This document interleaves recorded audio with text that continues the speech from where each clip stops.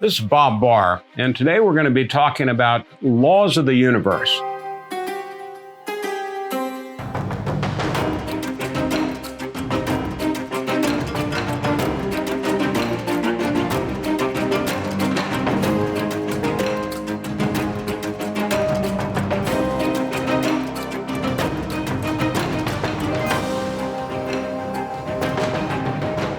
One thing I've noticed over the years, particularly while I was serving in the U.S. House of Representatives, is there are certain things that you see happening and the certain way that you see people behaving over and over again. And it struck me that there really are, similar to perhaps the laws of the physical world, the scientific world, the law of gravity, the law of momentum, for example, that are constants. And the same thing holds true, I believe, in the political arena. For example, we know that government never has enough power. No matter how much power government has, it always wants more. And if there is, in fact, one thing that government wants above all else, it's control, the big C, as I call it. And you also see in the way certain people, many people in politics behave, they behave the same way over and over again. There might be nuances. So in looking at all of this over the years, I've really come to the conclusion that there are certain laws of the universe that apply in the political arena. And we're going to talk about some of those, not only today, but in future episodes. One thing that came to my mind in looking back at the year 2020 was just how destructive it was to those institutions that are, or at least have always been considered fundamental to our way of life, our culture, the way our political system operates, the way our economic system operates. And I also think back historically, I wasn't around in 1941, but I think back historically to something that President Franklin Delano Roosevelt said in the immediate aftermath of the sneak attack on Pearl Harbor on December 7th of 1941. The president addressed a joint session of the Congress and referred to December 7th, 1941 as a day which will live in infamy. Yesterday, December 7th, 1941, a date which will live in infamy. In many respects, 2020 could be considered a year which will live in infamy. Now, what do I mean by that? What I mean by that is exactly what we saw happen throughout almost the entire year of 2020 after the COVID pandemic first manifested itself. And in both the immediate and long-term aftermath of the pandemic, governments, not just the federal government, and in fact, in many ways, not even especially the federal government, but particularly state governments and even local county governments, used that pandemic to do things, to institute policies that in normal times, as it were, they would not be able to get away with. But because of the public's fear, which, as we know, and John Adams remembered for us many, many years ago, is one of the prime reasons why government is able to do what it does, and that is to create a sense of fear or to play on people's fear.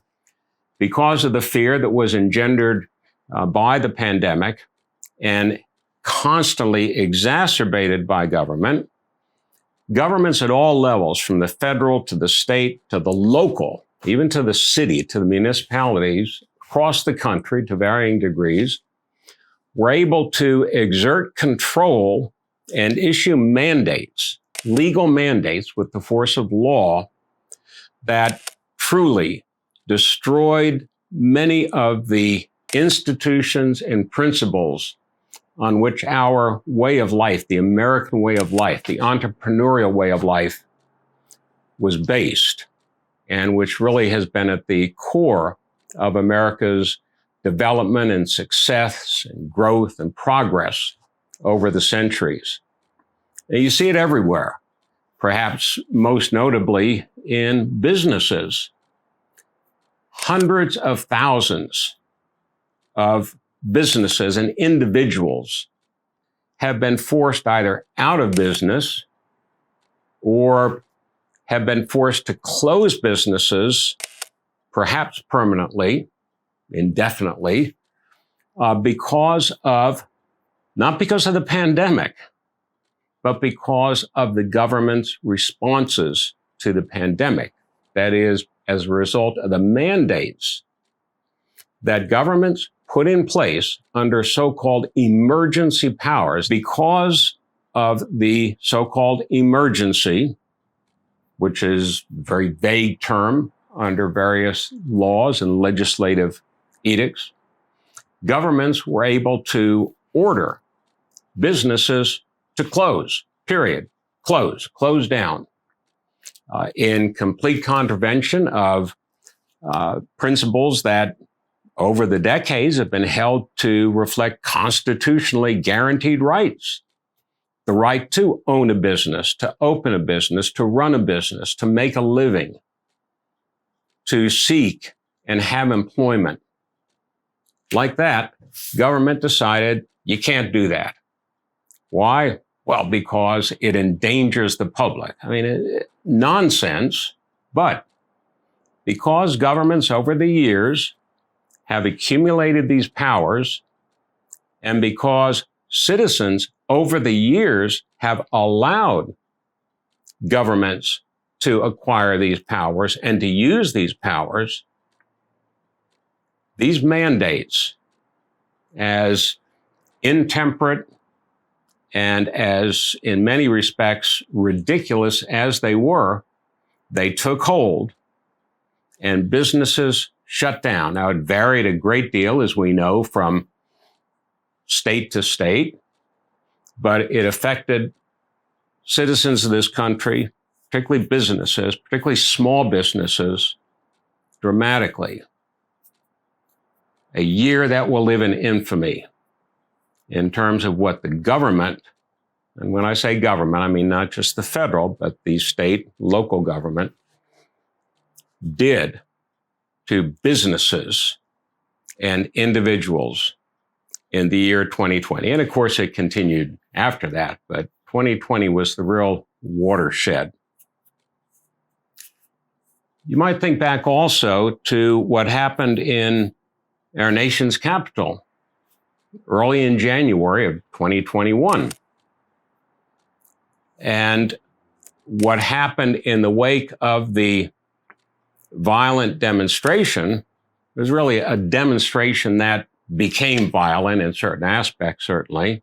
In the aftermath of that, what did the Speaker of the House, Nancy Pelosi, and her colleagues in the Senate do? Well, among other things, they decided that in order to protect the Capitol building itself and the people that work there, Nancy Pelosi and her massive staff, for example, that they would have to surround the entire Capitol Hill complex with fencing, chain link fence, horribly ugly in and of itself, but chain link fencing, barriers, and razor wire, concertina wire, like you see outside the walls of a prison, surround the U.S. Capitol for week after week after week. And think about that for a minute. Why? Why would that be something that would be deemed necessary? Well, the fact of the matter is, there's no reason for it, no rational reason, no true reason, other than going back to that law of the universe that we're talking about.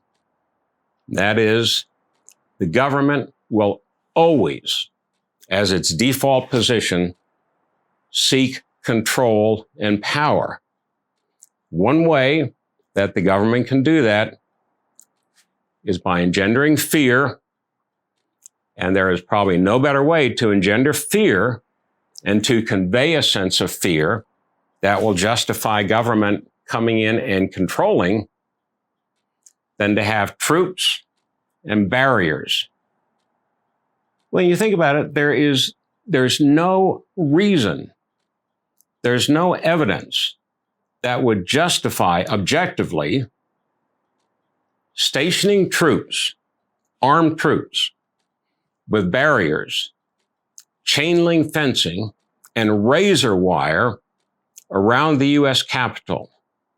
Absolutely no reason or evidence to justify that, other than the one reason that nobody in Washington will admit to, and that is this is being done in order to remind people to be fearful and that government will protect you from whatever it is that you're fearing. Completely made up. But the troops are very real. The barriers are very real. The fencing is very real. And that razor wire is very real. And it simply illustrates, perhaps better than anything that I've seen in recent years, how dangerous government has become and how important it is that we as citizens not be fooled by what government is doing and trying to do. We've seen the results. I mean, a tremendous drop-off in productivity during 2020 and continuing into 2021. I've seen in my hometown of Atlanta, hundreds and hundreds of restaurants, some very, very good top-end restaurants, go out of business or close indefinitely because they were unable to comply with government mandates. You know, it's one thing to say, well, if you're in a big crowd of people and there's a real threat of catching COVID or some other disease, to take reasonable precautions. But that's not what happened. That's not what's happening here. What's happening here is government is not manufacturing the virus, but they are manufacturing the fear that is driving the response to the virus. And they are requiring, more so in some states than others, New York and California, of course, come readily to mind, no surprise there, as one extreme. And it makes it virtually impossible for particularly small businesses, and there have been large businesses that have been forced out of business as well, but particularly small businesses, which are the backbone of America's economy. It's made it impossible for them to operate.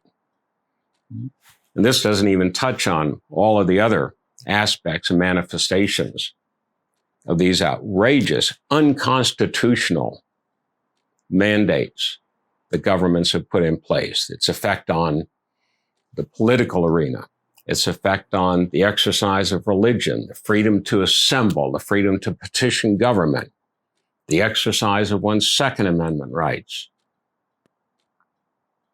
So over the course of our times together, we're going to be looking not only at these specific real-life problems that we see, but probing into why and how they reflect universal themes, universal characteristics of government, how it operates, why it operates, how dangerous it can be,